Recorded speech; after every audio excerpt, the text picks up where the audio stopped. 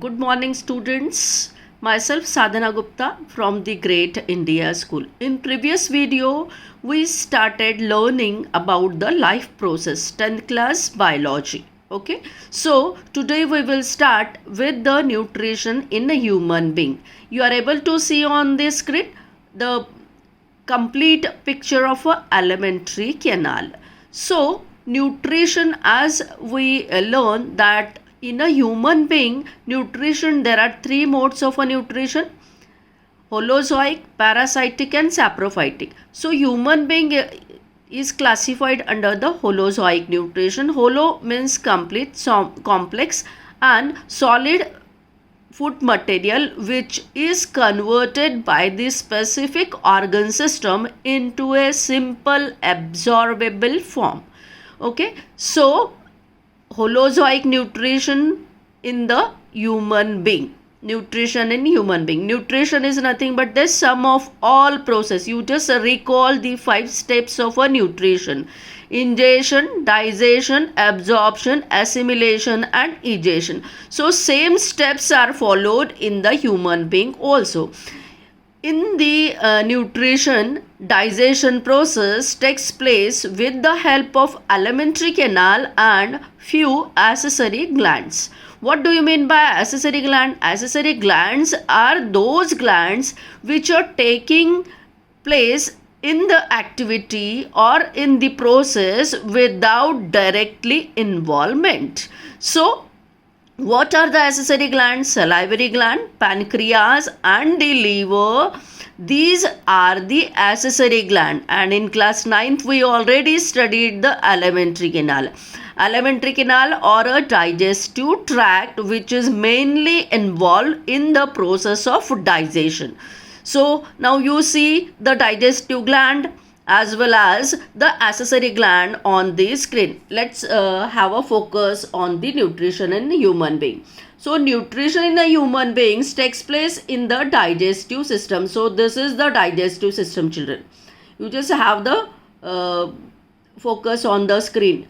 Tube and tube like system which starts, human being is having complete alimentary canal. So what do you mean by complete alimentary canal? Complete alimentary canal means they have the two different openings for ingestion as well as egestion. Ingestion, the process of taking the food inside the mouth, and egestion is nothing but a removal of waste material from the body. Okay, so human being having complete alimentary canal with the two different opening. Ingestion starts with the mouth, or you can term it as a buccal cavity. So have a look on the screen. Nutrition in a human being takes place in the digestive system. It consists of a alimentary canal and the glands. Glands here means the accessory gland which are helping in the digestion without directly part of the digestive system. They produce the enzyme which helps in a breakdown of the substances, which helps in the conversion of a complex food material into a simpler one. So the main organs of the digestive systems are mouth, esophagus, stomach, small intestine, large intestine, anus, and the three main accessory glands are salivary gland, gastric glands, liver, pancreas and the intestinal glands. So now I'll focus on the diagram. You are able to see. Now this is the mouth or the buccal cavity which contain the salivary gland. Salivary gland, buccal cavity contains mouth, teeth, tongue, jaws which are bounded by the lips. Okay, and now the food is entered inside the mouth. Food is broken down into a small pieces. Salivary gland secrete the saliva. Saliva is mixed with the food and then passed to the this is esophagus. Here glottis is there which is covered with the epiglottis. Pharynx, you are able to see here, you just see. This is the pharynx. Now you are able to see pharynx is the common passage for the respiratory tract and digestive tract. It's a common opening. So whenever the food passes from the mouth to the digestive tract, this respiratory tract is closed with the help of epiglottis. Okay, epi means upon, glottis is the thin membrane which helps in covering the respiratory tract. Okay, so buccal cavity contains teeth, tongue, jaws bounded by the lips and salivary gland. Then this is the esophagus, long tube like structure which opens into the stomach. Stomach open into the small intestine and then it open into the large intestine. At last, through the anus, the removal of waste material takes place. Okay. Now, once again see. So, salivary gland, 3 pairs of a salivary gland, parotid gland, sublingual gland, maxillary gland, 3 pairs of a salivary glands are present inside the mouth. And these salivary glands secrete the saliva, mixes with the food material.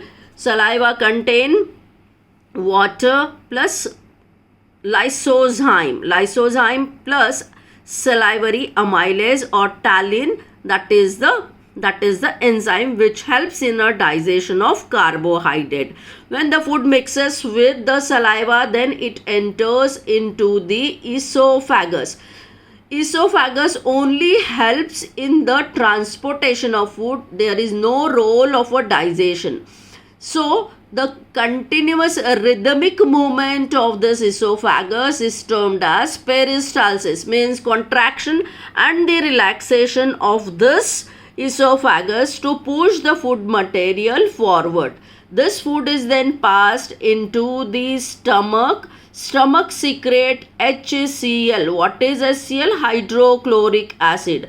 The food mixes with the acid that is termed as chyme. What is the function of HCl, concentrated HCl in the body? It helps in killing the microorganism. It makes the media acidic as well as it stops the action of salivary amylase. What is the role of a salivary amylase and where it is secreted? Just now I told you, in the mouth salivary amylase secrete taline or salivary gland secrete the salivary amylase enzyme which helps in a digestion of the carbohydrate. They start breakdown of the material. Okay.